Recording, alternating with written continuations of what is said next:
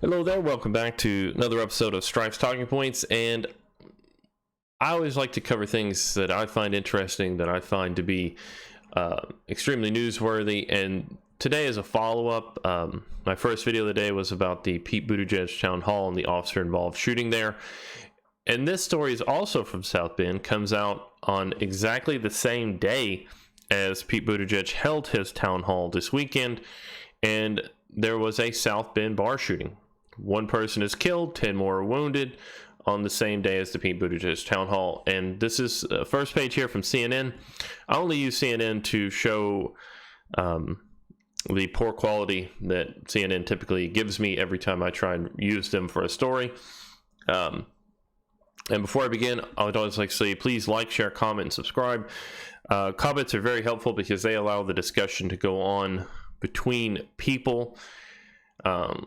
Try and keep your comments on topic instead of being outlandish, but hey, say what you got to say, and if it's really bad, I'll just remove it. Anyhow, 11 people were shot, one fatally at South Bend Bar early Sunday, just hours before the mayoral candidate Pete Buttigieg got ready to address issues in his Indiana city. And if you have not seen the Pete Buttigieg town hall, it was off the rails, people screaming, yelling.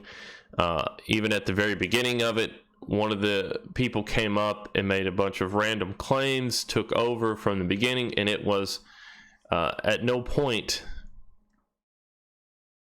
a well done town hall. It was rough. Pete Buttigieg was basically backing down from everything, and people were yelling and screaming about how racist and hateful the police are. Keep in mind, South Bend is in the 97th percentile for violent crime, for property crime. It's really a high crime area, and of course, you always see the people going after the police, which I'm not saying the police aren't responsible when they're responsible, but overall, police do not cause crime. I want to make that clear. That is my personal belief, more of a fact. Police tend to stop some crime, and sometimes they do cause injury to people. However, that is not going to motivate an entire city. Here is one of the things where he was reading a list of demands, and these were all over the place. This is from the initial, and you can see there, Black Lives Matter. And of course, Black Lives Matter thing, cops in the Klan. They've got all this stuff about how racist the police are. Now, on the same night as they're doing this town hall, there is a shooting involving one fatally shot, 10 more at a bar. Police say the call came around 2 a.m., that there were shots being fired at a bar. The crime scene is pretty large. There were at least 50 to 100 people in the bar or outside in the parking lot when this happened. Police released a broad statement over this. Keep in mind, this is the statement from the St. Joseph County Police, South Bend, from the sheriff. In the early hours of Sunday morning, our county police department assisted South Bend Police Department as they dealt with multiple shootings within the city of South Bend, including multiple people being shot at Kelly's Pub on Mishawaka, I can't say that word, Avenue, other reports of possible shots being fired.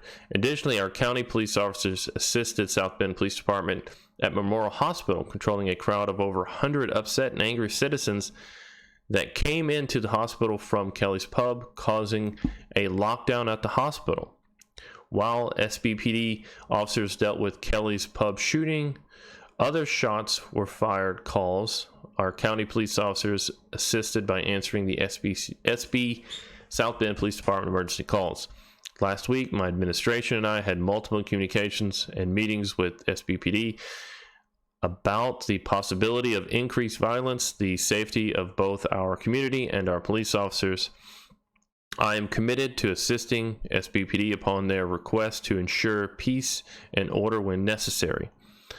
Now we're going to skip down a little bit here. I strongly encourage citizens of St. Joseph County to continue meeting peacefully and voice their concerns peacefully, not with acts of violence. We cannot solve violence with violence. What I'm asking today is that we stop the violence, stop the shootings. Our community has suffered enough. The problem will only get better when law enforcement and our community work together. I am committed to doing just this. Lastly, I want to thank all the dedicated police officers, EMTs, firefighters, dispatchers, all the people there. What you have is essentially in a community with a shooting, unrelated, then you have multiple other shooting outbreaks. Now, I've already covered this before, that South Bend is extremely high on violent crime, extremely high on property crime. They are almost double or triple the national average in both. They are double both of those and almost triple for violent crime.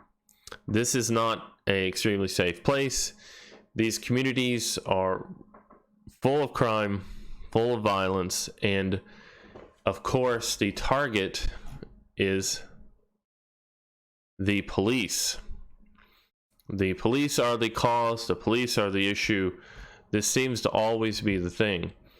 Now, if you live in an area that has everyone has a reason for getting their degree. Sorry for the commercial there.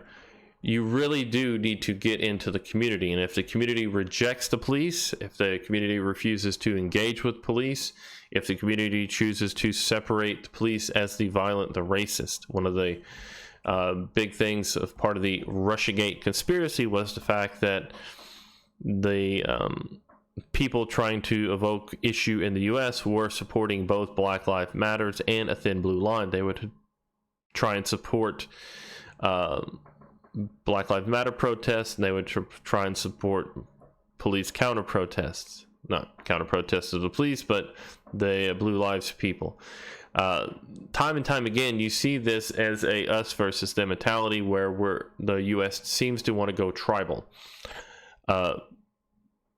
Areas that have extremely high crime, one of the issues you tend to see, and I've seen this because I've been trying to study a lot of these towns for these types of stories, is once the police and the community disengage and the citizenry, the communities break down into it's our community, it's our people, even whenever those people are criminals, when they're violent, when they're actually moving to other communities, causing robbery, stealing, shooting, all these various things, as long as they don't do it within their community, it's not a big deal. Take it outside of the neighborhood and all is well. And the police come in to attempt to arrest, to attempt to investigate. Then the community no longer responds, respects, engages with the police, and very soon after that is when you see the complete breakdown of how the system is supposed to work. Now the police are on the outside looking like this totalitarian regime. They're to rule over you, they're to arrest your people, and it's community versus the police. And that's kind of where we see right now. You literally have NAACP, you see activists, you see all these different groups going after the police and not digging in and going after the people in the community. So I don't know, I've always felt this, or not always felt this, I've begun noticing this. The more and more I do research on this, the more and more I look into it, you see that stuff like this story only became popular because places like CNN can sit and talk about how this engages Pete Buttigieg's political career. Here you go. In the event moderated Everyone by has the a reason. NAACP South Bend chapter president Michael Patton was expected to outline the process for officer-involved shooting investigations. That really didn't happen. I watched the video, it went off the rails. Buttigieg has touted his leadership of South Bend on the presidential campaign trail. Keep in mind, this is a city that has extremely high violent crime, extremely high property crime. But he's come under criticism recent weeks after a officer-involved shooting shot and killed a man who was allegedly breaking into cars with a knife. Again, the police have stated they found property from those vandalized cars on the person. That came out initially with the story. In response, Buttigieg canceled his appearance at the DNC event Monday, and then the rest of the story is strictly about how this affects his campaign. He drew applause for having an independent investigator. I don't know. These stories to me always seem to go off the rails. If you live in a community like this, one thing that does get me, and I've mentioned this just earlier, is you have to stay engaged. It can't be this small town versus this small town, this neighborhood versus that neighborhood, where we keep to ourselves, we don't involve the police, because once you break that down and it becomes neighborhood versus neighborhood, you do see escalations in violent crime. I always like to point to like Philadelphia and some of these other towns where they have so many shootings, so many things going on, and yet very little information ever comes over to the police. But hey, those are just my thoughts on it. I'd like to know yours. Please like, share, comment, subscribe. Let me know what you guys think. As I said, this is just me trying to make sense of the world. On a day when you have a single man shot, you also have a mass shooting at bars, which tends to be violent crime. It's very high in South Bend. What do you guys think about it? Are the police to blame? Is the community to blame? Is it, like I said, where it's kind of a breakdown where the community stops seeing the police as a group and everybody blames everybody else for the actions? So thank you all for listening. Please have a great day.